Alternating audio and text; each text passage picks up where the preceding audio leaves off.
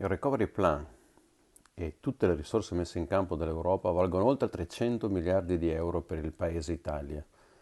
Sono un treno che passa una volta soltanto e che dobbiamo essere in grado di cogliere al meglio sia dal punto di vista degli investimenti ma anche dal punto di vista delle riforme. È un treno che pretende un'assunzione di responsabilità gigantesca da chiunque fa politica, da tutta la classe dirigente, dalla pubblica amministrazione e dalle categorie. La domanda vera che mi pongo e ci poniamo è: le proposte messe in campo dalla giunta regionale sono state concordate e confrontate con chi?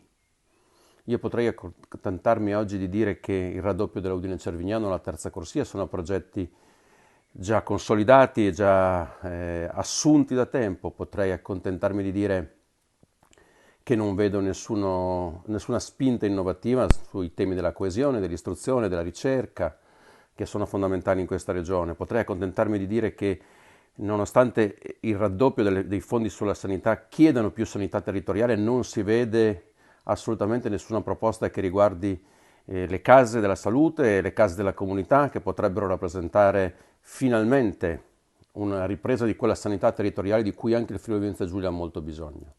Ma addirittura prima di arrivare lì mi chiedo: abbiamo per un minuto pensato di ascoltare le nostre università, di confrontarci con le categorie, di ascoltare i sindacati, di aprire un tavolo che ci permetta un confronto vero con le energie migliori di questa regione? Io credo che sia una sfida da far tremare i polsi ed epocale, ma saremo davvero in grado di dare una svolta e far ripartire questa regione se finalmente metteremo in campo la capacità di ascoltare tutti e di far esprimere le migliori intelligenze della nostra regione per tratteggiare la regione del futuro e non certo per fare un piccolo elenco della spesa di richieste di finanziamento. Faccio un appello quindi, prima di tutto al Presidente del Consiglio Zanin, perché il Consiglio regionale è la maggiore assise politica ed elettiva del Friuli Venezia Giulia. Non sono certo 10 assessori tutti esterni che rappresentano cittadini e territorio. Sospendiamo tutti i lavori del Consiglio regionale per il mese di aprile, diamoci una priorità.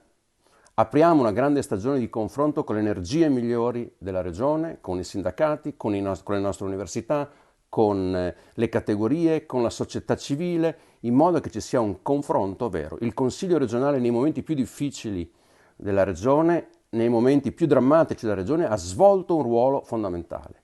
Facciamolo di nuovo, facciamo in modo che questo treno sia un treno condiviso e che ci permetta di guardare al futuro e non di fare piccoli e, secondo me, davvero sminuenti elenchi della spesa.